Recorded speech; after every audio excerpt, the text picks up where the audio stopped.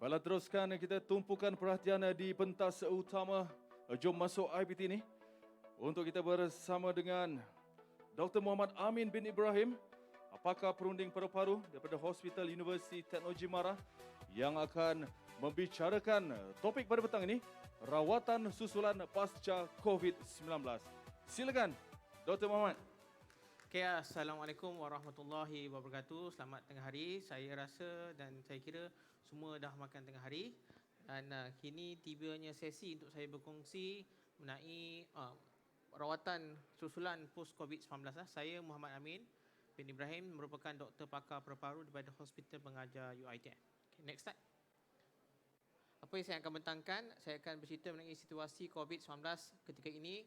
Apakah gejala fungsi paru-paru, pengimejan paru-paru bagi pesakit selepas COVID-19 ataupun kita panggil post-COVID-19. Berdasarkan tiga perkara ini, gejala, fungsi paru-paru dan pengimejan paru-paru, bagaimana kita menyusun rawatan susulan bagi pesakit post-COVID-19. Seterusnya, kalau kita lihat situasi hari ini, sebenarnya jumlah pesakit COVID di Malaysia sehingga hari inilah 2.6 juta. Apa maksud 2.6 juta ni? Penduduk Malaysia jumlah keseluruhannya 33 juta atau lebih kurang 30 juta. Maknanya hampir 1/10 daripada penduduk Malaysia telah dijangkiti oleh penyakit COVID-19. Kalau dulu pada tahun 2020 permulaan COVID-19, bila kita cakap angka COVID-19 ni, dia sekadar angka. Tapi sekarang ni itu bukan angka, semata-mata angka. Kerana nombor 2.6 juta ni adalah keluarga kita, jiran-jiran kita, rakan-rakan kita, malahan mungkin diri kita sendiri.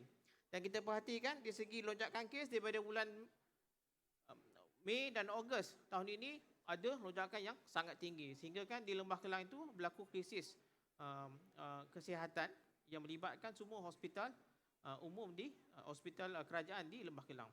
Dan alhamdulillah selepas program vaksin dilaksanakan, kita perhatikan jumlah kes COVID telah menurun. Dan kadar kematian setakat ini di Malaysia, kadar kematian adalah melebihi lebih kurang 30,000 pesakit. Maksudnya kebanyakan pesakit COVID, mereka mendapat COVID-19, tapi majoritinya hampir 99.9% mereka akan sembuh daripada COVID-19. Kita perhatikan, next slide. Ini kes malam, 4,600 kes dilaporkan yang memerlukan rawatan ICU. Jumlahnya hampir 400. Separuh daripada mereka yang berada di ICU memerlukan alat bantuan pernafasan. Alhamdulillah, kita perhatikan walaupun kes itu agak besar, 4,600, tetapi peratusan yang kita kategorikan sebagai kategori yang serius, 3, 4 dan 5 itu hanya peratusan yang kecil, hanya 2%. Majoriti pesakit, 98%, tergolong daripada kategori yang tidak serius, kategori 1 dan 2. Next slide. Ini sebenarnya merupakan satu salah satu kemajuan yang telah kita dapati selepas kita laksanakan program vaksinasi COVID-19. Ini data tahun lepas, 2020. Data ini diambil daripada pelbagai hospital di semenanjung Malaysia, Sabah dan Sarawak. Kalau kita perhatikan, kes yang serius yang memerlukan ICU ketika itu hampir 8%. Dan alhamdulillah hari ini kes itu dapat diturunkan ke hingga 2%. Persoalannya sekarang, majoriti pesakit telah pulih dan sembuh daripada COVID-19. Apabila kita katakan telah sembuh dan pulih daripada COVID-19, adakah mereka akan pulih secara sepenuhnya, kembali kepada keadaan sebelum COVID-19, ataupun pesakit ini walaupun sudah sembuh, tidak ada lagi virus COVID-19, tapi mereka masih bergejala, yang kita namakan sebagai post-COVID-19 syndrome ataupun long COVID syndrome. Next slide. Apa yang kita masukkan post-COVID-19 syndrome ataupun long COVID adalah pesakit yang telah dijangkiti oleh COVID-19 tetapi masih bergejala. Dan gejala ini mungkin baru ataupun telah wujud sejak mereka mendapat jangkitan COVID-19. Bagi tempoh masa pula, gejala ini berlarutan sehingga melebihi 12 minggu ataupun 3 bulan. Dan gejala dan simptom yang hadapi oleh pesakit ini tidak dapat dikenal pasti puncanya kecuali COVID-19. Next slide. Ini dapatan daripada pesakit-pesakit yang telah di-discharge ataupun dikeluarkan daripada hospital, sudah pulih daripada hospital. Kebanyakan pesakit ini datang daripada Hospital Sungai Buloh. Kajian ini diketuai oleh Dr. Akmal, pakar perubatan rehabilitasi daripada Sungai Buloh. Mereka dapati dalam tempoh 4 ke 12 minggu, majoriti pesakit, hampir 66%, 2/3 pesakit masih bergejala. Keluar hospital, 2/3 masih bergejala. Dan apakah gejala yang direkodkan ataupun yang dilaporkan oleh pesakit? 5 gejala ataupun simptom yang dilaporkan oleh pesakit. Yang utama kita lihat di bar graf di sebelah kanan. Majoriti pesakit mereka menghadapi kepenatan, fatigue, kesusahan bernafas ketika bergerak, exertional dyspnea, kesukaran untuk tidur, anxiety, kemurungan, dan yang kelima, batuk. Next slide. Tadi bagi tempoh 4 ke 12 minggu. Sekarang pesakit yang sama, kita pantau mereka sehingga 12 minggu. Hampir persatusan yang sama, 2/3 pesakit masih bergejala selepas 12 minggu sembuh daripada COVID-19. Dan apakah gejala yang dilaporkan oleh pesakit?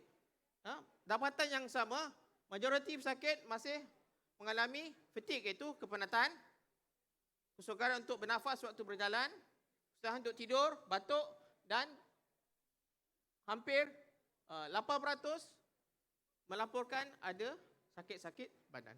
Next slide. Saya ingin berkongsi pengalaman kami di Hospital Pengajar UiTM bagaimana kita merawat ataupun kita menyusun rawatan susulan bagi pesakit yang telah keluar daripada hospital selepas jangkiti COVID-19. Next slide. Setakat ini, kami telah menghubungi lebih 1,000 pesakit. Alhamdulillah, kami telah tengok di klinik sehingga November tahun ini hampir 400 pesakit dan 100 pesakit lagi menunggu temu janji di bulan Disember, bulan ini. Next slide. Dan kita perhatikan, kami mulakan klinik post COVID-19 ini pada Mac tahun ini. Bulan Mac, April, Mei, Jun sehingga November tahun ini, kita perhatikan jumlah pesakit yang hadir ke klinik juga meningkat. Ia menunjukkan peratusan kes COVID yang tinggi juga menyebabkan lebih banyak pesakit memerlukan rawatan selepas sembuh daripada COVID-19. Setakat ini yang saya kongsikan, kita telah melihat hampir 400 pesakit dan jumlah temujanji yang telah diberikan sehingga November tahun ini, 700 temujanji telah diberikan kepada pesakit. Next slide. Ini adalah senario bagaimana kami di UiTM melakukan klinik post COVID-19. Kita akan ukur oksigen pada 2 keadaan, waktu pesakit rehat dan juga waktu pesakit berjalan. Kita juga akan membuat ujian paru-paru.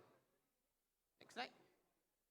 Jadi kita juga akan membuat chest X-ray dan CT scan, iaitu pengimejan paru-paru. Kita perhatikan pesakit ni. Ini adalah CT scan yang dilakukan kepada pesakit pada hari ke-10 dijangkiti daripada COVID-19. Dilihat ada keradangan paru-paru lah. Keradangan paru-paru adalah, kalau CT scan tu dia menunjukkan tumpuk-tumpuk putih. Sakit tinggal di hospital lebih kurang sebulan. 2 minggu lepas keluar hospital, datang semula ke hospital dengan kesukaran bernafas. Apabila kita buat X-ray dan CT scan paru-paru, kita dapati tumpuk-tumpuk putih yang sebelumnya pada hari ke-10 COVID sedikit. Tapi hampir 6 minggu lepas COVID, kita perhatikan tumpuk-tumpuk lebih banyak.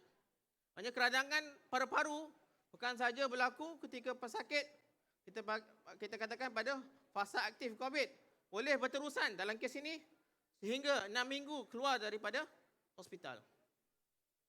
Dan ini merupakan CT scan yang terbaru, dilakukan 3 bulan selepas pesakit keluar daripada kemasukan hospital kali kedua. Kita perhatikan, alhamdulillah, dari segi tumpuk-tumpuk putih di paru-paru sudah berkurangan. Okay, next slide. Senario yang kedua, pesakit ini pesakit yang sebenar yang menghadiri COVID, klinik pasca COVID. 4 bulan keluar daripada hospital. Sakit, mendapat COVID pada bulan April. Sakit tersebut ni tinggal ataupun duduk di hospital selama 2 bulan. Kerana COVID kategori 5. 4 bulan, maknanya 4 bulan keluar daripada hospital. Kita perhatikan, gejala yang dilaporkan oleh pesakit masih kesukaran untuk bernafas. Oksigen, waktu rehat 93%, normal. Tetapi, kita perhatikan, bila pesakit berjalan, oksigen kurang sehingga 76%. Kurang daripada 90%, menunjukkan paru-paru tidak normal. Dan apabila kita membuat CT scan, bayangkan ini 4 bulan selepas COVID. Sebelum tu 2 bulan dah duduk di hospital. Masih teruk lagi keradangan paru-paru. Banyak tumpuk-tumpuk putih. Dan kita berikan rawatan susulan 3 bulan selepas itu, November tahun ni. Pesakit masih mengalami kesukaran bernafas waktu berjalan. Kalau oksigen dulunya 93 waktu rehat, sekarang 95 waktu rehat. Dan bila berjalan oksigen kurang sehingga 85%. Merupakan satu improvement ataupun satu benda yang bagus berbanding dengan dulu 76%, 65%. Oksigen masih kurang, tapi kadar penurunan tidak seperti sebelum ini 3 bulan yang lepas. Dan tumpuk-tumpuk putih yang dulunya banyak diganti dengan garisan-garisan lurus. Dalam kalau istilah perubatannya ini mungkin keradangan inflammation, tapi bagi peringkat ni sudah ada panggil fibrosis ataupun parut. Mungkin kesan parut selepas COVID ni tidak akan hilang. Ini 6 bulan selepas keluar hospital. Seterusnya, apa maknanya kepada pesakit? Apa maknanya kita buat klinik ni kepada pesakit? Ini kes yang sebenar. Keadaan pesakit selepas 6 minggu di hospital, COVID-19, kategori 5, masih memerlukan oksigen. Kami discharge pesakit dengan oksigen di rumah. Ini keadaan pesakit. Kita buat telekonsultasi. Klinik secara virtual. Keadaan pesakit 2 minggu keluar dari hospital masih memerlukan oksigen. Bayangkan perasaan keluarga, isteri dan anak-anak. Kalau ketika ini 50-50. Kan? Alhamdulillah. Boleh balik ke rumah tapi masih perlu kan oksigen. Dan 2 bulan lepas keluar oksigen, pesakit boleh datang klinik tanpa menggunakan oksigen. So perlu juga bagi kita, bagi doktor-doktor, kita perlu ada klinik khusus untuk memastikan pesakit yang walaupun sudah keluar daripada hospital, discharge daripada hospital, mereka proses pemulihan itu berterusan. Bagi pesakit ni kita berjaya daripada 50-50, hidup mati, kita boleh discharge live, pesakit hidup tapi memerlukan oksigen. Dan alhamdulillah 2 bulan lepas keluar hospital tidak memerlukan oksigen. Next slide. Kami di UiTM, saya Dr. Muhammad Amin, Prof Fauzi, pakar perunding paru-paru juga, bersama dengan Prof Chai daripada Unimas, Prof Razak daripada Mahsa Hospital. Kami membuat kajian bagaimana fungsi paru-paru pesakit yang telah sembuh daripada COVID-19. Next slide. Kita perhatikan 70% pesakit lepas 3 bulan paru-paru mereka akan normal. 30% bila kita buat ujian paru-paru tidak normal. Next slide. Dan kita perhatikan apa bezanya mereka yang normal dan mereka yang tidak normal dari segi fungsi paru-paru. Tidak ada perbezaan dari segi umur, jantina maupun bangsa. Next slide.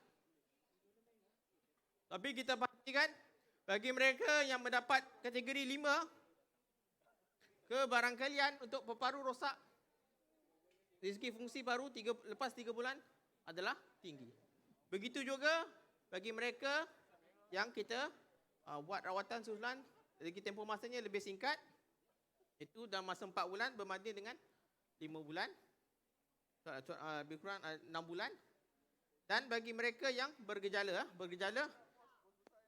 kuesioner ataupun kaji selidik, simptom yang kami gunakan MMRC score, skor yang lebih tinggi bergejala, kita perhatikan mereka yang bergejala, bila kita lakukan fungsi paru-paru tidak normal. Begitu juga bila oksigen berkurangan ketika berjalan. 6-minute walk test.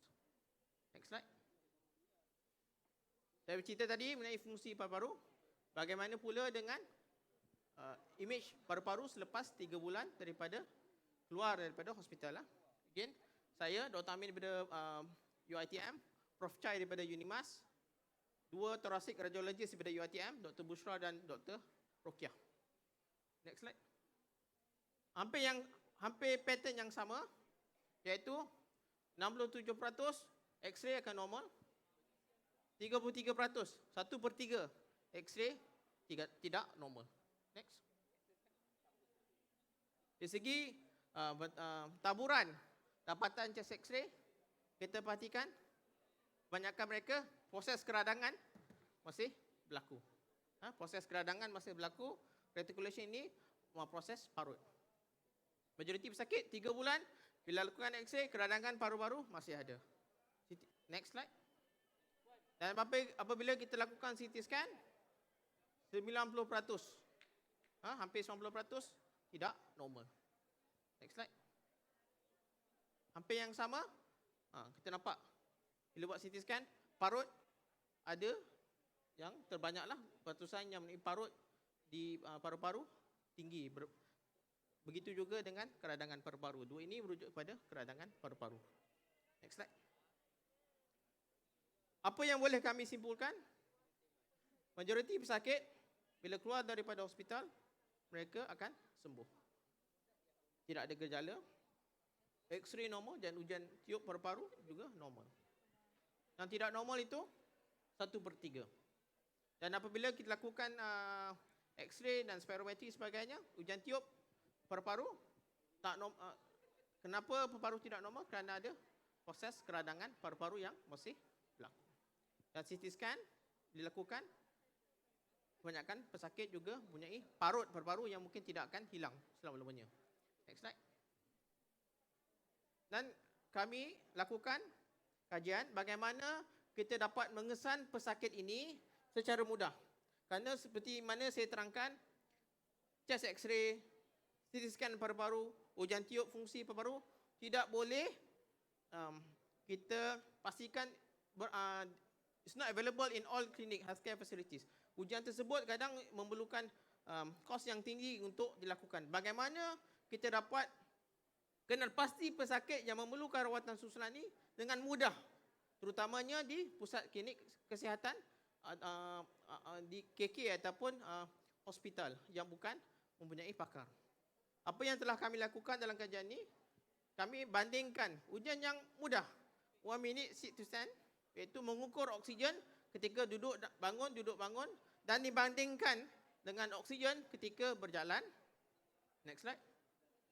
Kita perhatikan ujian yang mudah, 1 minute to stand, mampu mengesan pesakit yang oksigennya turun ketika melakukan senaman, hampir sama dengan ujian 6-minute walk test yang lebih sukar untuk dilakukan di klinik kesihatan maupun hospital yang tidak mempunyai pakar. Next slide. Dan jika kita bandingkan dapatan yang sama bagi 1 minute sit to stand, ujian yang mudah untuk lakukan, dengan juga 6-minute walk test untuk mengukur dari segi mereka yang mempunyai kadar oksigen yang lebih rendah dan juga mempunyai tahap kecergasan yang lebih rendah, terutamanya bagi pesakit yang bergejala. Next slide. Kesimpulannya, apa yang boleh saya katakan? 60%, 2/3 pesakit selepas sembuh daripada COVID-19 masih bergejala. Daripada mereka ini, 1/3 mempunyai fungsi paru-paru yang tidak normal dan juga X-ray yang tidak normal. Bagaimana kita dapat kenal pasti pesakit ini? Melalui ujian saringan yang mudah, melalui gejala. Yang kedua, melihat pada paras oksigen. Sekiranya pesakit mengalami dua perkara ini, mempunyai gejala dan paras oksigen yang rendah, mereka boleh dirujuk kepada kami pakar perubatan untuk kami laksanakan ujian tambahan. Next slide. Slide saya yang terakhir, ini menunjukkan bagaimana kajian klinikal antara KPT, antara universiti dan juga KKM, Kementerian Kesihatan. Kalau kita laksanakan kajian terhadap pesakit-pesakit kita, kita dapat mendapat kajian dapatan klinikal yang boleh menjadi asas kepada pembentukan polisi kerajaan. Dengan itu saya akhiri sesi saya dengan ucapan wabillahi taufiq hidayah. Assalamualaikum warahmatullahi wabarakatuh. Majlis merakamkan ucapan terima kasih kepada Dr. Muhammad Amin bin Ibrahim, pakar perunding paru-paru Hospital Universiti Teknologi Mara yang telah pun berkongsikan topik rawatan susulan pasca COVID-19. Pastinya ada banyak benda yang telah dikongsikan oleh Dr. Muhammad Amin.